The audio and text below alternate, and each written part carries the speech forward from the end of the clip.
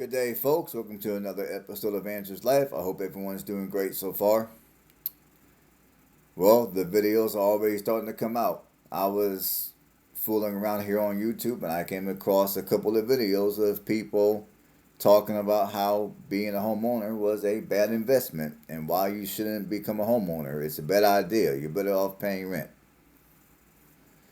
And I just want to give you guys some pieces of information that I go by when purchasing a home, that I went by back when I did have to pay a mortgage, that I think will be extremely helpful to make a sound decision on whether or rather not buying a home for you and your family is going to be a good investment.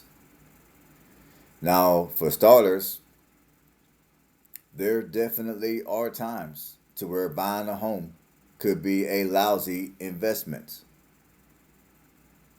Now, if you go out here and you purchase a home irresponsibly, it's gonna most likely become it's gonna most likely prove to be a bad investment. If you do like what I did with my house that I used to own, that I sold about a couple of months ago up in Indiana, which I do got that video on this channel, so I forgot exactly why I named it, but go check it out. It's on the channel.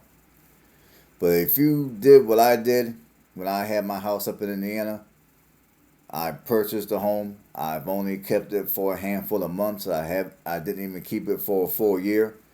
If you do something like that, chances are very high that when you go to sell a home, you're gonna be upside down. And for those of you that are paying mortgages, you're gonna most likely have to come to the table at closing with a check.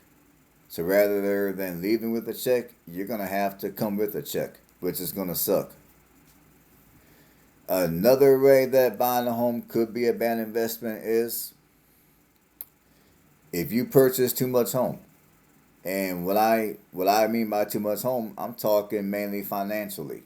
Like uh, if you're making, let's say, $50,000 a year, maybe you're a factory worker and you make around 50 a year. You're not gonna want to purchase a home for any higher than $200,000. Now, some of you are probably thinking, okay, well, I can't buy a $200,000 home. In my market, homes start at 350.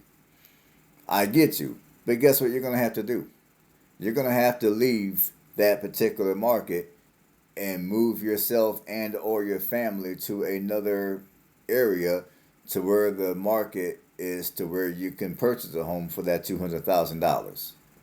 Like if you're living by the water, you might have to move away from the water and move inland.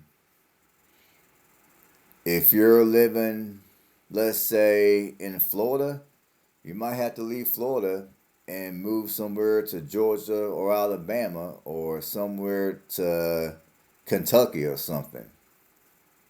I think you guys get the idea.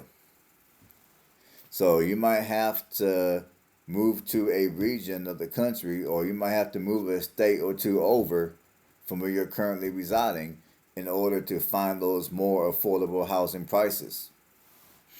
There are houses out here that you can purchase for $200,000, even for less than $200,000. That will put you in a decent neighborhood, and the square footage will be decent. And when I say decent square footage, I'm talking larger than 1,000 square feet. And plus the yards, and plus your lot size will also be decent, meaning your lot size will be over 6,500 square feet, and the neighborhood will be decent. And there are houses that are priced at $200,000 and even lower to where you can do that. I mean, those type of areas are gonna primarily be in the Midwest. You also got areas like that down here in the deep South. Now I get that many of these areas are not going to be Instagram worthy. For those of you that love to post on Instagram on a regular basis, I get that many of these areas are not going to have the most amount of entertainment for you, but that's a sacrifice you're gonna have to be willing to take if you truly want to become a homeowner, especially in this current market. And speaking of which, and I've said this before and I'll say it again. Now, if you're able to hold off and wait for the prices to come down a little bit, that would be your best bet.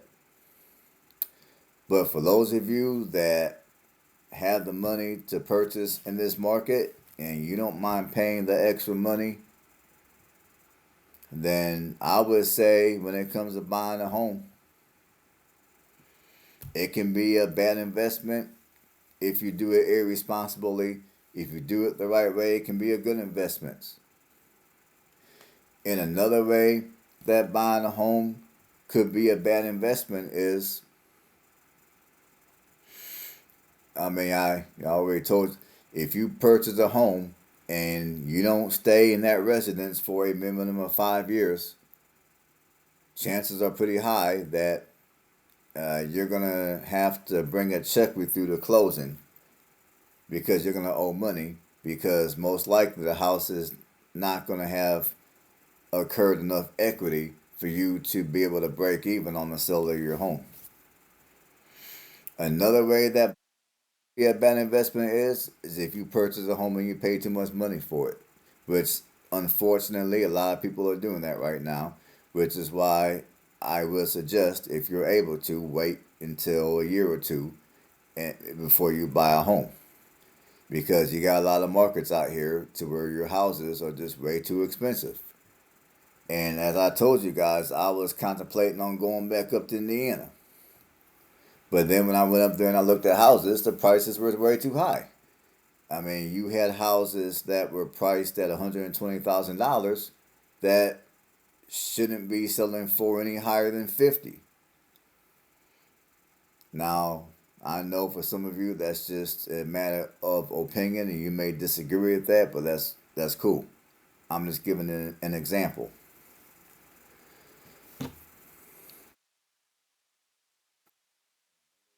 That buying a home could prove to be a bad investment is if one of these people that purchase a home and you haven't properly budgeted your money, you haven't saved the right amount of money for your emergency repairs that will come up at some point. And then when something happens to your home, you either you're going to take out loans against your home and have second mortgages. B, you're going to run up all kind of credit cards and max them out.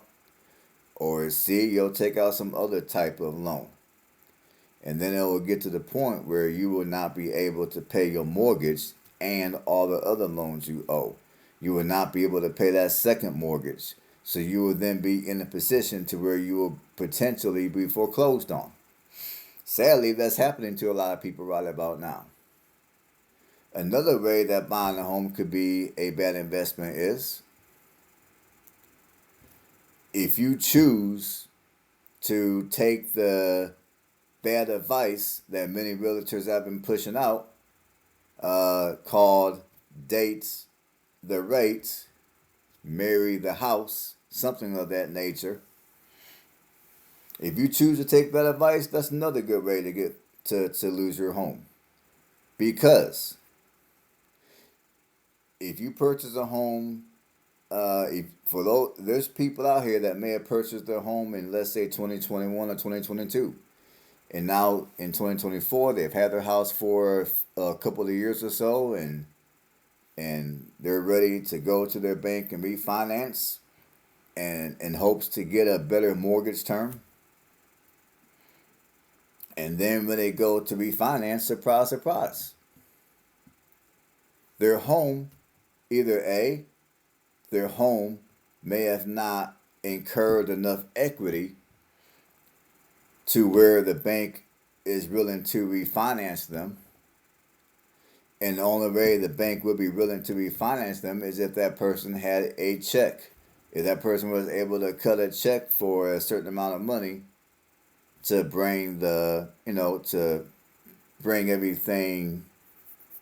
I forget I forgot. I can't think of what the word is right now, but basically,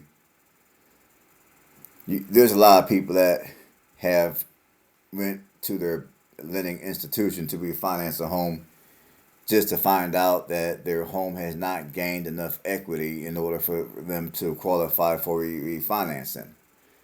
And the money that they would need in to uh, honor that difference, for lack of better terms, many people are not going to have the funds in their bank to be able to cut that type of a check. So they walk away and they still have to pay whatever mortgage term that they've initially agreed upon because they don't have enough money to refinance. Another scenario is from 2021 or 2022 to today in 2024, depending on what market you're in, there's people that have experienced their home values decreasing. Like when they bought their home in, let's say, 2021 or 2022, their home may have been worth, let's say, $350,000. Here we are in 2024. Their home is now only worth $315,000. So again, they're not going to qualify for refinancing unless they are able to cut a check to where they can make up that difference between 350,000 and 315,000. So unless they're able to cut a check to make up that difference, their bank is not going to qualify them for refinancing. So that's another situation that people are getting into, unfortunately, that can make home purchasing a bad investment. And speaking of financing, you got a lot of people out here. I would say within the last year, give or take, there's been more people out here that have been taking out adjustable rate mortgage loans. Now, when it comes to any kind of a loan, especially a home loan, never ever ever take out a adjustable rate mortgage loan. Always have a fixed rate mortgage, because when you do an adjustable rate mortgage loan, at some point that balloon is going to come, and in many cases, people are not going to have enough money to pay that balloon payment, and from that point on forward, that's another way that many people end up losing their home to foreclosure. So that's another way that that buying a home could become a bad investment. And I should have said this earlier, but just a quick disclaimer. Now, none of this information is financial advice. This is just advice that I used to practice back when I had to pay a mortgage to avoid getting foreclosed on. Because in my younger years of being a homeowner, I made some bad mistakes, and I filed a Chapter 7 bankruptcy, and my credit was messed up for a number of years, and you know, so I give this advice because for those of you that are looking at being a homeowner, I want you guys to know why it is that being a homeowner could be a bad investment. Now, I'm going to make another video after this, and I'm going to explain all the reasons why buying a home could be a good investment. But on this video, I'm going to focus on why buying a home could be a bad investment. That way, when you watch some other people or you listen to some other people and they tell you that buying a home is a bad investment, at least in the back of your mind, you will know why buying a home would be a bad investment. Not just buying a home is a bad investment. You will know why.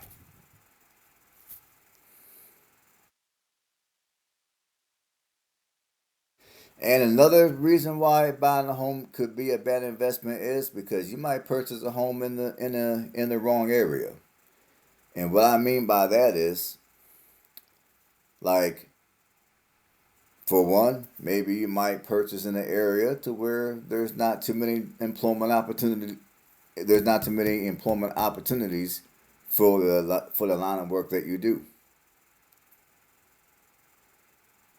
Secondly, speaking of about a bad area, you might, let's say again, we're going to use the example of you earning 50 some a year. If you purchase in an area to where the property taxes are high, like you purchase in an area to where your property taxes are, let's say, $5,000 a year,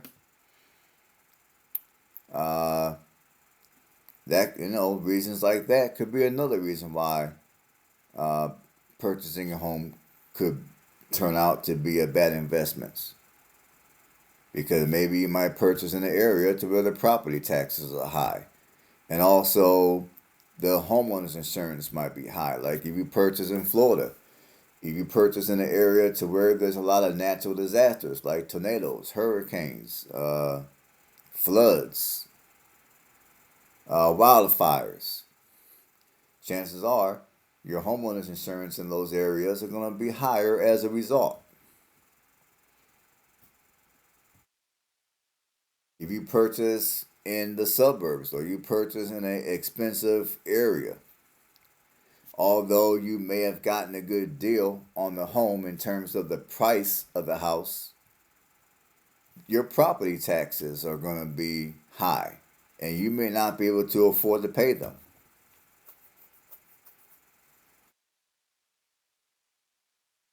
And another way that buying a house could be proven to be a bad investment is if you purchase in a community that has an association.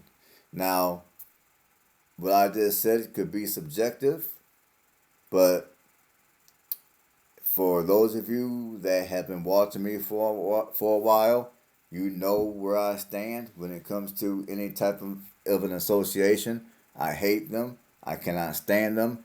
I think associations are a bunch of crooks.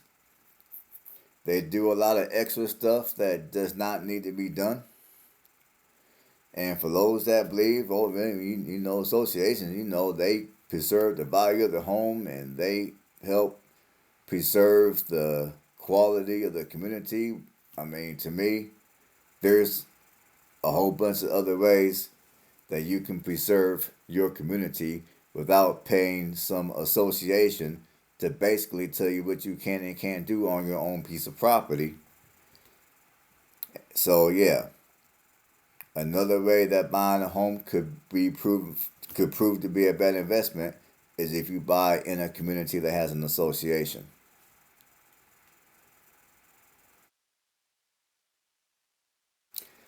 And let's see. Another way that buying a home could be proven to be a bad investment is, I think I may have covered this already, but just in case I didn't, I'll cover it again.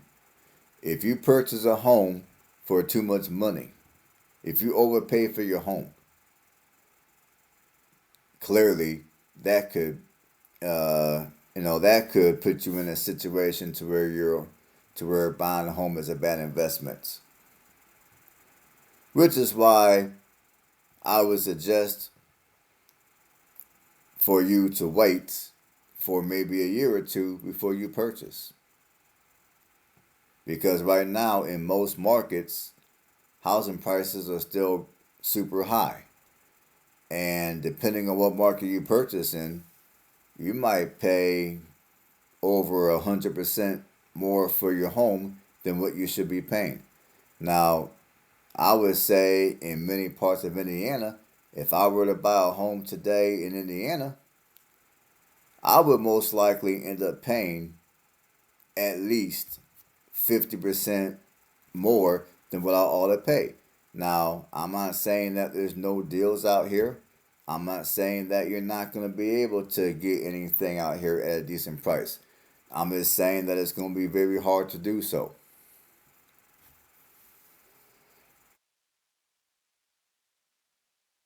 There's probably a couple more things I could add to the list, but we're at 20 minutes already. So hopefully, the list of reasons why I think,